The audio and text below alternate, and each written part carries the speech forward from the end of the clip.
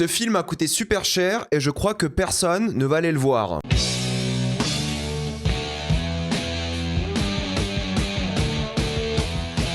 The Bride. Comme d'habitude, jusqu'à la minute indiquée dans le titre de la vidéo, il n'y aura pas de spoilers, que vous êtes tranquille, après on va tout spoiler. The Bride raconte l'histoire du monstre de Frankenstein qui décide de ressusciter, grâce à l'aide d'une docteure, une femme décédée afin qu'elle devienne sa compagne. Mais évidemment, ça ne va pas se passer comme prévu. The Bride est le nouveau film réalisé par Maggie Gyllenhaal, que vous connaissez sûrement parce qu'elle a joué dans plein de films auparavant, de Dark Knight peut-être son plus connu aujourd'hui. C'est aussi évidemment la grande sœur de Jake Gyllenhaal qui a un petit rôle dans le film, et c'est un énorme projet à 80 millions de dollars, hein. C'est le budget de Hurlevent, pour ceux qui se posent la question, c'est quand même un budget assez élevé, et ça n'a pas du tout la communication ou l'attrait que pouvait avoir Hurlevent. Là, c'est quand même assez étonnant qu'ils aient mis autant d'argent, et j'ai l'impression aussi peu de marketing dans un projet comme ça. J'ai vraiment l'impression que la Warner n'y croit pas du tout, ils sont pas du tout confiants, ils ont dit qu'ils ont fait des séances tests et tout et ça allait pas du tout, mais ça allait pas du tout parce que c'était trop choc. Les gens apparemment trouvaient le film dégueulasse et tout parce que ça parlait de monstres, il y avait un truc un peu érotique, sexuel, mais il n'y a pas vraiment ça dans le film, je trouve, mais c'est un peu bizarre de mettre autant d'argent et de pas faire autant de promotion, contrairement à un Hurlevent où t'as l'impression qu'il y a plus de promotion que de budget dans le film, même si Hurlevent n'est pas un film moche, hein. Je précise juste qu'il y avait un décalage entre le marketing et le budget. Là, pareil, mais décalage dans l'autre sens, et je trouve que c'est très particulier parce que quand même, Jessie Buckley, elle va gagner un Oscar dans quelques semaines. Ils vont pas du tout faire la promo sur ça parce qu'elle est déjà nommée, mais elle va sûrement gagner. Peut-être ils vont relancer la promo de The Bride après les Oscars dans quelques semaines, mais ça sera peut-être déjà un peu trop tard, hein. Je veux dire, un film, ça se joue sur la première, deuxième semaine, sauf s'il y a un bouche-à-oreille exceptionnel. T'as Christian Bale aussi dedans, enfin quand même, c'est des gros acteurs. C'est une version un peu féminine de Frankenstein. La Bride, la fiancée, elle a jamais vraiment eu de film, elle apparaît genre un petit peu dans The Bride of Frankenstein sorti en 35, mais c'est moins de 5 minutes de mémoire, donc vraiment c'est pas un personnage qui est abordé dans la pop culture au cinéma. Il y avait récemment dans Creature Commandos le personnage de la Bride of Frankenstein qui était dedans, mais c'est une série animée, c'est pas pareil. Là au cinéma, pour la première fois, il y a la Bride de Frankenstein. Mais est-ce que c'est bien? Nous sommes donc dans les États-Unis des années 30 et on suit d'un côté une femme brutalement assassinée par la mafia et de l'autre côté Frankenstein errant seul depuis 100 ans suite à sa naissance en Suisse qui est à la recherche d'une compagne. Et c'est là qu'il va demander à une docteure de ressusciter une jeune inconnue qui va devenir sa fiancée. C'est vraiment le postulat de base à cette époque-là. Forcément, il y a une tournure très Bonnie and Clyde à l'œuvre car ils vont commencer à commettre des crimes pour des raisons d'autodéfense et la police sera leur recherche. Et en même temps, vu que c'est lui qui est montré comme dégueulasse par le film, tout le monde veut le lyncher de base, il cherche une excuse pour l'attaquer et c'est un film de road trip entre deux monstres, entre guillemets, qui cherchent leur place dans la société. Encore une fois, deux monstres, lui est clairement plus monstrueux entre guillemets qu'elle, mais bon, c'est le design de la Bride depuis très longtemps, donc il n'a pas vraiment beaucoup évolué. J'aurais aimé avoir peut-être un personnage féminin à un moment un peu plus dégueulasse entre guillemets, parce que là, il reste normal quoi, enfin il y a rien, tu vois, on remarque pas que c'est un monstre qu'il est ressuscité, que c'est un cadavre, non, il y a rien de tout ça, il est vraiment genre dans les canons de beauté, il est très joli, alors que lui on dirait vraiment, et c'est fait exprès, hein, un homme qui a vécu la guerre, qui a été déformé, qui a eu des vrais problèmes par rapport à ça. Il y a tout un sujet sur le handicap que je vais citer dans quelques secondes, mais je suis toujours un peu déçu de ce genre de design où pour une fois qu'on a une femme monstre dans un film, elle est pas si monstrueuse et c'est un peu décevant de ce point de vue là, mais c'est pas grave, hein, c'est un design historique, je comprends, je vais pas critiquer ou enlever des points entre guillemets par rapport à ça. Concernant les personnages, j'ai pas vraiment envie d'en parler ici car c'est clairement la chose la plus intéressante du film et je garde ça pour la partie spoiler, mais je trouve qu'il y a une très belle évolution entre d'un côté Frank qui lui ment à la Bride, hein. En gros, Frankenstein, je l'appelle Frank parce que dans le film il s'appelle Frank. D'ailleurs, c'est pas le monstre de Frankenstein dans le film, hein. C'est Frank et Frankenstein. Il reprend le nom de son créateur, donc c'est pas moi qui fais une erreur. Je précise juste parce que je vois déjà les commentaires des gens qui n'ont pas vu le film. Il s'appelle bel et bien Frankenstein et Frank dans l'œuvre, mais grosso modo, lui ment par rapport à la Bride et il lui dit qu'ils étaient en couple bien avant, qu'elle a eu un accident et qu'elle a perdu la mémoire. Donc en fait, lui, il la manipule depuis le début. Il lui annonce qu'ils étaient mariés, des choses comme ça. Du coup, il invente une sorte d'histoire commune, mais forcément, il y a du suspense qui se crée par rapport à la révélation et au fait que potentiellement elle pourrait découvrir la vérité. Et en même temps, je trouve que le film alterne vraiment bien entre le point de vue de Frank au début, parce que c'est lui qui va vouloir la ressusciter, et ensuite elle qui va donner à l'œuvre une ambition et une volonté féministe dans la relation clairement, mais aussi dans son impact sur le monde et l'objectif du film de manière générale. C'est clairement le cœur de l'œuvre. Christian Bale en termes d'acting, je trouve qu'il fait un peu du Christian Bale. Je trouve pas qu'il se transforme réellement, mis à part le maquillage. Je trouve pas que c'est une personnalité qui est différente de ce qu'il fait d'habitude. Je trouve pas qu'il est très marquant de ce point de vue-là. Et je pense que son acting va diviser. Parfois, il en fait des caisses. Parfois, je trouve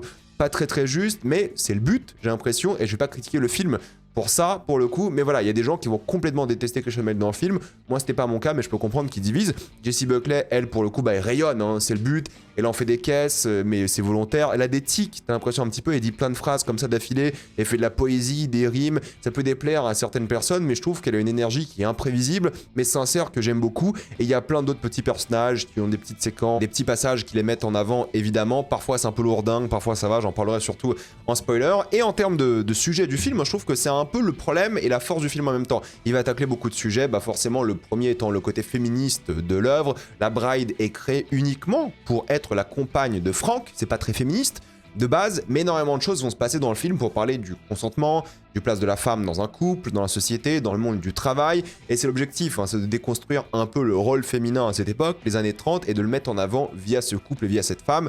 Il y a une rage féminine évidente qui se dégage de l'œuvre, c'est le concept, et en même temps il y a tout un apport au cinéma, à l'art, et à comment on fait des œuvres, comment les œuvres voyagent à travers le temps, parce qu'il y a quand même des apparitions de Mary Shelley dans l'œuvre, interprétée par Jessie Buckley, l'autrice du livre de base, hein, de Frankenstein, qui est dans le film afin de motiver le personnage principal de la Bride. Et en même temps, bah, le personnage de Frank, il est fan de cinéma, il aime beaucoup les comédies musicales de l'époque, il veut voir des anciens films, des nouveaux, il est intéressé par le cinéma d'époque, et en fait c'est vraiment un film qui parle de ça, de comment on parle d'une œuvre à l'époque, comment elle nous impacte aujourd'hui, comment l'art voyage à travers le temps. Je veux dire, l'œuvre de Frankenstein est là 150 ans, voire plus.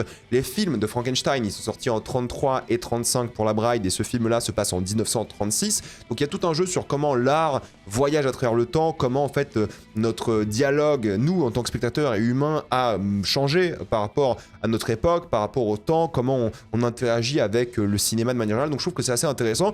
Et aussi un aspect qui est, je trouve, assez bien fait sur la sous-culture et les bas-fonds d'une ville, surtout à cette époque-là, où on s'intéresse aux monstres du quotidien. Alors je vais dire peut-être un truc un peu cru, mais à l'époque c'était comme ça. Je veux dire, les personnes queer, les personnes handicapées, ils représentaient vraiment ces mal-aimés de la société, ces gens qui étaient vraiment marginaux, et c'est ça que le film célèbre aussi. C'est voilà, beaucoup de soirées un peu tech, t'as l'impression, beaucoup de soirées avec une colorimétrie très queer coded, voilà, cette couleur très violette par exemple, le maquillage aussi très queer, un côté drague un peu à la chose que j'aime beaucoup. En même temps, bah Franck, on dirait un blessé de guerre. En plus, elle a des pigmentations de la peau un peu spéciales. Du coup, c'est vraiment un film qui met en avant les gens qui étaient marginalisés par la société, qui n'ont pas eu leur place de manière, on va dire, classique dans la société, et c'est un film qui célèbre ça, qui célèbre les personnes LGBT, les personnes qui ont eu des difficultés, qui sont en situation de handicap ou qui ont des choses esthétiques qui sont pas leur faute. Donc j'aime beaucoup cet aspect-là où le film va vraiment célébrer ça. Je trouve que c'est une très belle chose.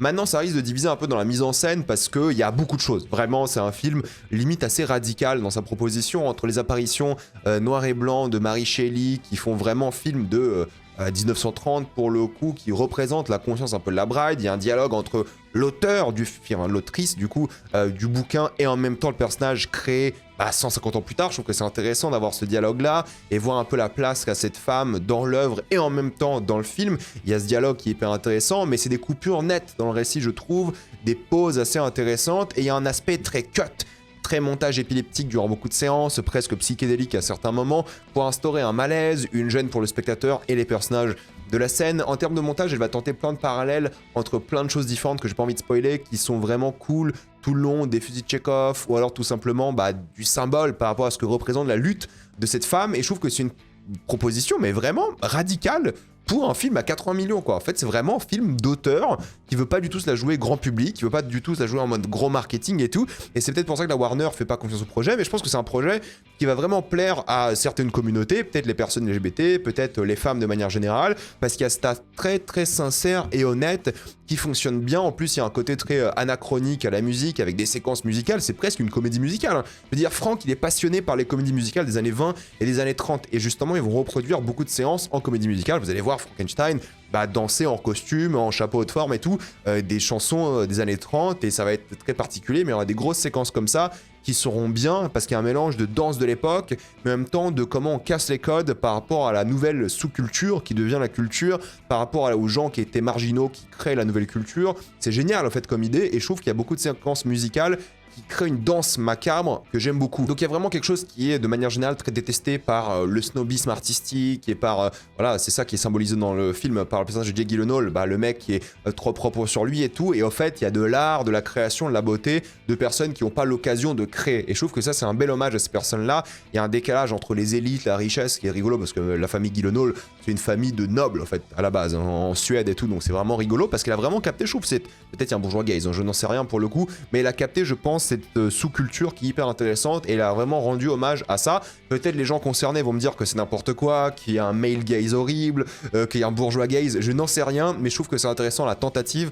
En tout cas, je suis peut-être pas assez qualifié ou c'est pas peut-être ma place pour en parler, mais je trouve qu'en tout cas, moi, j'y vois un bel hommage à cette culture-là, au côté artistique de la chose. Il y a évidemment tout un dialogue sur l'identité, le fait d'être masqué quasiment tout le film, le fait de ressusciter sans ses souvenirs, de pouvoir recréer. Ça joue beaucoup sur les regards, les réactions. Il y a un côté sur le rêve, le fantasme, entre Frank qui s'imagine être dans des films, et en même temps l'ancienne Amérique. En fait, on plonge dans un fantasme de l'Amérique de l'époque, entre les choses les plus macabres et horribles, hein, comme la mafia, les morts et ces choses-là, et les monstres qu'on voit. En même temps, la lumière new-yorkaise, quoi, la beauté de New York de l'époque, le Times Square de l'époque, il y a un truc un peu, fantasmé, qui est beau, qui donne envie d'y être, et en même temps, qui est très négatif par rapport aux élites de New York, et tout simplement par rapport aux criminels. Et puis il y a le côté évidemment très western, Bonnie and Clyde, course-poursuite à l'ancienne, les codes du western sont plutôt bien représentés, mélangés aux nouveaux codes, donc c'est une œuvre qui est très contemporaine, et ça j'aime beaucoup, qui est postmoderne, même je dirais, parce qu'elle a compris dans quelle époque elle existe,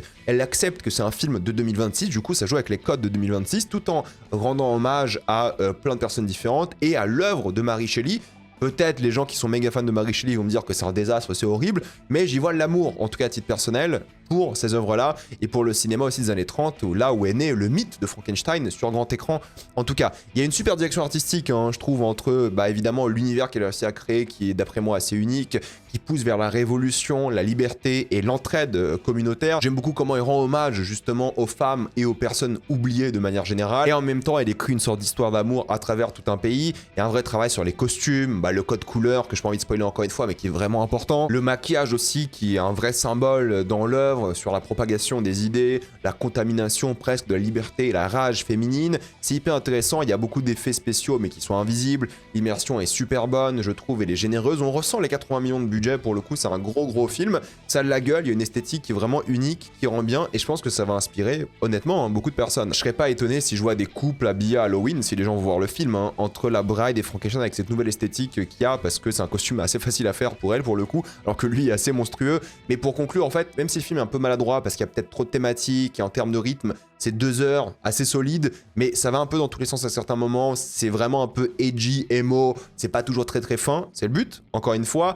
Il y a quand même ce truc sur la rage féminine, la libération, la colère, et aussi une histoire d'amour à travers justement une partie des États-Unis comme un western. C'est bien fait, je trouve, c'est pas parfait, mais c'est une proposition qui est singulière pour un film à haut budget. C'est divertissant, c'est assez nouveau pour ce genre de film à 80 millions. C'est rare de voir ça, donc c'est radical, c'est vrai un petit peu pour ce genre de film, hein, mais je trouve que ça marche bien, et je pense qu'il y a plein de gens qui vont adorer, qui vont être hypnotisés, qui vont tomber sur le charme. Moi, j'ai vraiment passé un super moment devant.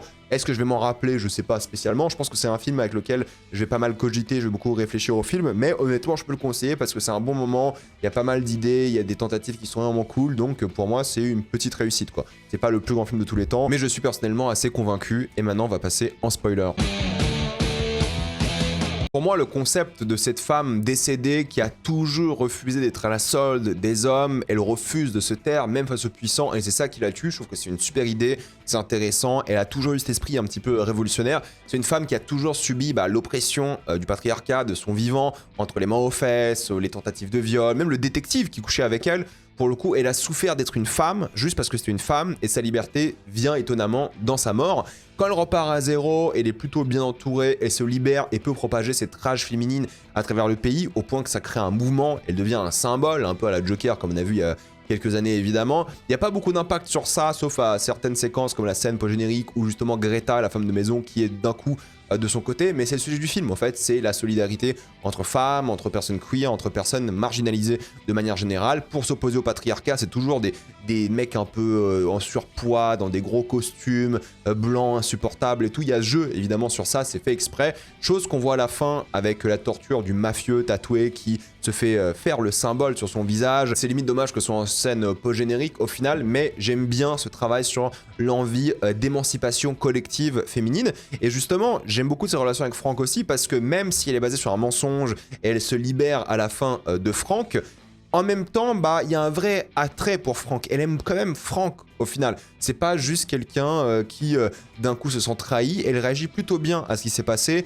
Elle se rappelle au fur et à mesure de son passé, de ses souvenirs et tout. Et d'un coup, elle accepte un peu Frank. Je sais pas si elle excuse Frank, mais elle l'aime quand même. Tu vois, en fait, la relation est honnête, elle est sincère, elle est fatalement assez belle. Et j'aime bien ces sentiments qu'ils ont ensemble. Et ils finissent ensemble heureux à la fin. J'aime bien que d'un coup, elle se libère, elle s'émancipe du mensonge, de qui elle est. C'est juste la bride et pas la bride of Frankenstein, et dit non à la proposition en mariage. Je trouve ça assez beau. Et en même temps, bah, elle aime quand même Frank. Elle veut le sauver, elle veut rester avec lui. Il y a une vraie romance qui se crée. Et en même temps, elle peut être libre. Et je trouve que c'est le bon équilibre pour pas en faire un truc peut-être trop simple. Parce que parfois, oui, il y a des gens, des hommes qui te manipulent, mais il y a un vrai amour, une connexion. Et ça, c'est rare de voir dans les films. Et je trouve que c'est plutôt pas mal. Surtout que Frank, au début, c'est un putain de incel, un peu bizarre, un peu enfant, parce qu'il a vécu 100 ans, mais il a jamais connu, au fait, l'amour. Il a jamais connu une femme qui veut l'aimer, parce que tout simplement, bah, elles ont peur de lui, quoi. À chaque fois qu'une femme le voyait, elle s'était terrifiée. C'est post-Première Guerre mondiale, donc il y a un parallèle qui est fait directement avec les blessés de guerre,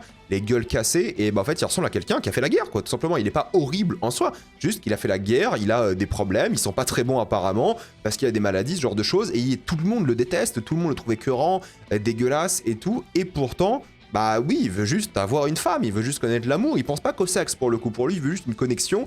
Bah du coup il est pas à l'aise, quoi. C'est comme un gars de 14 ans, quand il découvre l'amour première fois, on imagine il a jamais connu une femme, il est bizarre, il est étrange et tout. Donc là c'est un peu ça, c'est son rite initiatique, il profite un peu d'elle mais pas sexuellement et pas de manière bizarre, du coup c'est un bon équilibre pour lui aussi. Mais en même temps, bah il ment, il est manipulateur, il est un peu égoïste. Et il apprend à la fin à changer, justement, je trouve que c'est assez intéressant, mais il est quand même puni pour son acte. Il s'est pris une balle dans la tête, il meurt à cause de ça, parce qu'il a manipulé, menti et tout avec les huîtres. Évidemment, il y a ce truc qui revient à la fin. Donc en fait, il a vraiment grandi émotionnellement en étant un enfant un peu incel, qui voulait juste l'amour de quelqu'un au point de créer une créature juste pour lui, quoi. Donc c'est assez particulier, et je trouve que c'est une bonne chose, et ça, moi, j'ai trouvé bien et j'aime beaucoup. Et j'aime bien l'idée aussi que son refuge, c'est le cinéma. C'est très drôle, au fait, comme choix d'avoir fait ce film en 36, après la sortie des deux films, parce que du coup, il y a plein de scènes au cinéma où ils se regardent eux-mêmes. Alors, ils voient pas leur scène en théorie, hein, mais ils se voient eux-mêmes dans l'œuvre, et nous, spectateurs, on la voit aussi. Du coup, ils deviennent un peu les propres héros de leur histoire, et en même temps, bah, c'est une référence au film de l'époque, avec les Frankenstein et la Bride qui sortaient là, parce que le cinéma, pour lui, c'est un refuge, c'est une salle sombre. Dans le cinéma, c'est pas un monstre, au final. Il s'imagine être une star, il s'imagine être aimé, tout simplement être accepté. Et je trouve que c'est assez touchant. Et même son fantasme rejoint sa proposition de mariage. Ils partagent l'écran à la fin ensemble, une vraie proposition de mariage. Ils dialoguent via le cinéma et en même temps dans la voiture. Et je trouve que c'est assez beau parce qu'il rejoint un peu son rêve aussi, comme lui va rejoindre son rêve à la fin de l'accepter comme juste la bride. Chose qui lui fait mal, c'est évidemment rencontrer Ronnie, joué par Jake Gyllenhaal. J'adore le fait que Jake Gyllenhaal, il joue genre un connard, acteur insupportable. Ça fait plaisir de revoir Jake Gyllenhaal dans des rôles un peu intéressants, même si c'est un petit rôle, c'est cool de le voir ici. Mais surtout, j'aime bien parce qu'en fait, il s'en fiche de Frankenstein, quoi. Il lui parle mal. Au début, tu penses qu'il va respecter, qu'il va être sympa, et au final, il fait juste, voilà, un acte de présence limite marketing pour pas que les gens le critiquent dans la soirée et tout, et après il va se moquer, il lui tourne le dos, il dit qu'il pue, qu'il est moche et tout. Donc c'est clairement pour moi un moment intéressant de jamais rencontrer ses propres héros, parce qu'il est déçu par rapport à ça, il s'énerve, et en même temps, bah, c'est la meilleure scène du film, c'est le moment où il se libère lui aussi de ça. Il veut une danse qui est géniale, qui est bien faite. Christian Bale, quand il danse, il est bon, quoi, ça j'aime bien.